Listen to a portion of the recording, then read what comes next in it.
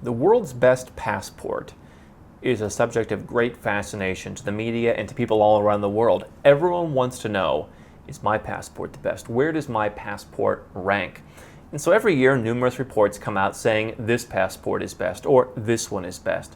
But what we've found at Nomad Capitalist is that beyond just visa privileges that citizens of certain countries have, what a passport is really worth is more than the travel document. It is worth what the value of citizenship is to the person who holds it.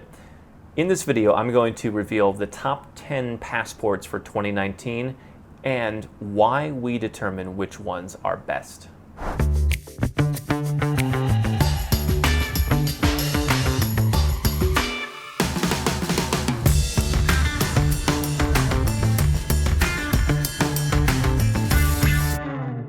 Hi, I'm Andrew Henderson. Visa-free travel is the marker by which passports have almost always been ranked. But what we believe is that's a bit of a hollow marker. So for example, if a German can go to 180 countries visa-free, what is the difference between that and a Cypriot who can go to 174 countries visa-free? The difference is so minuscule. But what's also more important is what are the privileges that come with the citizenship that passport provides. And so what we've done in our third annual Nomad Passport Index is rank all of the world's passports from 1 to 199 and figured out which travel documents are best and give their citizens the most amount of freedom. And so what we started out with was that basic metric, which pretty much everyone else uses, is how many countries can you visit visa-free? And we gave that the highest weighting out of all of the 5 categories that we looked at when ranking each passport. Where can you go? So this is visa-free, e-visa. How many countries can you easily get into? For those of us who are from the Western world, that is a convenience that we largely take for granted, but obviously plenty of people cannot take that for granted.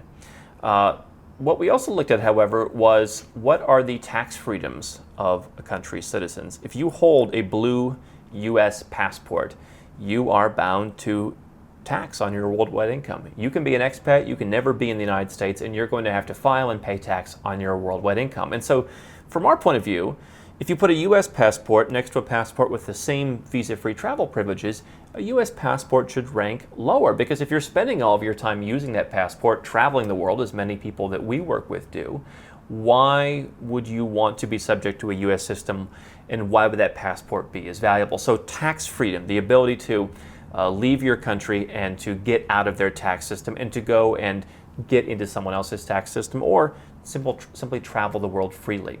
What we also looked at was dual citizenship. Are you allowed to hold multiple citizenships? Not only when you become naturalized, so for example, if you move to Singapore and you become a naturalized citizen and they ask you to relinquish your existing citizenships, that's certainly a bit of a strike against that passport. But also, if you're a natural-born citizen, are you able to hold other passports? Are you able to have more than one master, as we would say? Are you able to have the freedom that you're not just the subject of one government? And so the countries that allow dual citizenship, at least in some form, scored higher than those who don't allow it. And the good news is that more and more countries, including some of the last holdouts in Europe, are moving towards allowing dual citizenship. We also looked at the perception of the country. This is a reality. People come to us and they say, I may not want the tax benefits of a second passport. I may not need the travel benefits because I'm already, I would say, a U.S. citizen. But we have wealthy people who come to us and say, there may be times I want to travel somewhere and not have to admit that I am an American. And so having another passport can help them with that. But the fact that a U.S. passport or perhaps an Israeli passport or other passports that have a certain stigma in parts of the world where you're not allowed, or you're not allowed without a lot of questions, a lot of hassle, a lot of people giving you the stink eye, that could be an issue. And so we looked at perception. How are citizens of that country perceived when they travel? So in that regard, the proverbial Canadian passport would rank a bit higher than the U.S. passport because of that increased perception. And the last thing that we looked at was the freedom of the countries. How much personal freedom do citizens of that country have? So, for example, in 2017, Sweden ranked number 1 on our list just days before they confirmed they were bringing back conscription. And we said, well, Sweden's still a pretty free country, but in our mind, even though Sweden has alternative service, that lowers the value of that passport just a little bit, because if you're Swedish, that's an obligation that you have. You're not totally free to use your passport in whatever way you want. So here's what we came up with for 2019. The number one passport for the second year in a row is Luxembourg. And people who are living in Luxembourg are really excited right now.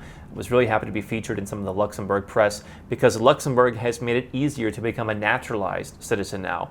Obviously a very small country in Europe, but people who live there have great freedom, great perception. Nobody hates the Luxembourgish.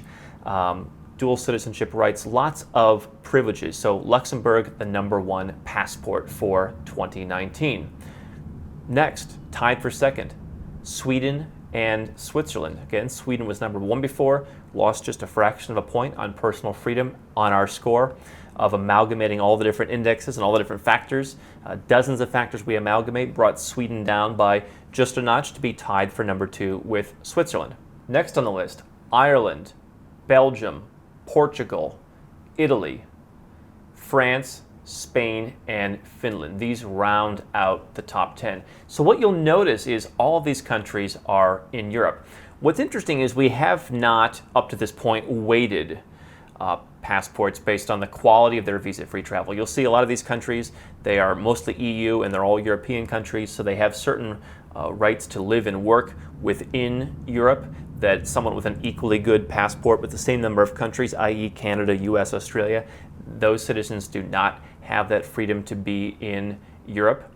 We did not add any points for that, but it's interesting because what does Europe largely have? Well, like most developed countries now, they do mostly have dual citizenship. I think all of these countries have dual citizenship. They generally have great personal freedom, but what they benefit from is a really great perception. Canada has that too. Canada scores a bit lower than some of these countries in tax in that it's a more complicated process. When we're working with people who want to leave Canada and leave their tax system, it is a bit more complicated than some of these countries. In the case of a country like Belgium, the process for becoming what's called tax non-resident is a bit more straightforward, and so they got a bit more in the way of points for that than some of the some of the English-speaking countries where they make the processes a bit more confusing and a bit more subjective than objective at times. And so we see that in our experience, and in our experience working with some of these European countries, the tax processes were a little bit easier. As much as I'm not saying they're easy, it's a bit more clear than some of the English-speaking countries that also have good passports. And so Europe, for all 3 years we've done this, has basically taken the top 10. What you'll find is the United States is barely in the top 40. And the reason for that is that while the US has a great visa-free travel document, what they had is, through all of our different factors, a lower perception score. They scored in the middle on perception because there are issues with traveling as a US citizen. It's not our personal opinion, it's amalgamating different indexes, which you can read in the full report on our website.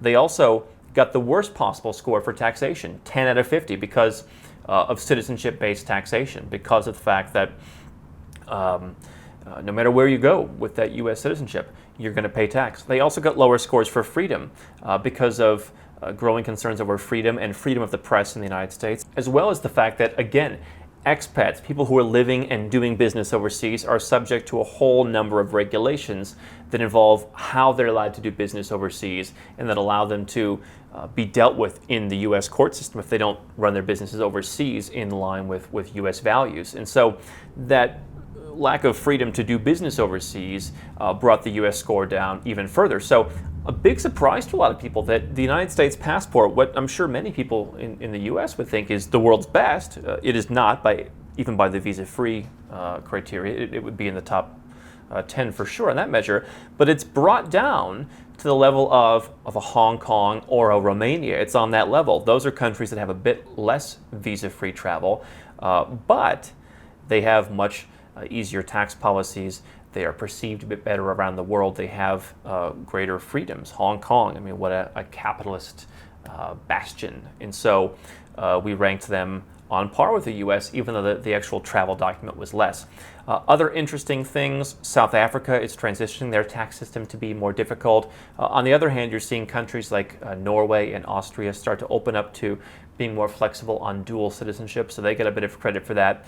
But the big headline, Luxembourg #1, Europe takes all of the top 10 spots in the Nomad Passport Index 2019. You can find and download the whole report with all of the countries and all of our data and a full explanation on how it works at nomadcapitalist.com. Just search for Nomad Passport Index. Hi, I'm Andrew Henderson from Nomad Capitalist. I wrote this book, which you can find on Amazon, to distill a lot of the stuff we talk about in these videos and a lot of the stuff I've learned over the last decade plus traveling all around the world, teaching you about how to legally reduce your taxes, build your personal freedom, and create wealth faster. Definitely get a copy of this book if you want to learn more. Now, if you want to watch more videos, make sure you subscribe to our channel and make sure you click the notifications bell so you never miss one of our new videos with more tips on how to go where you're treated best. And if you're already a 6- or 7-figure entrepreneur and you'd like to put these strategies in place for yourself, go to nomadcapitalist.com and learn about how I can help you.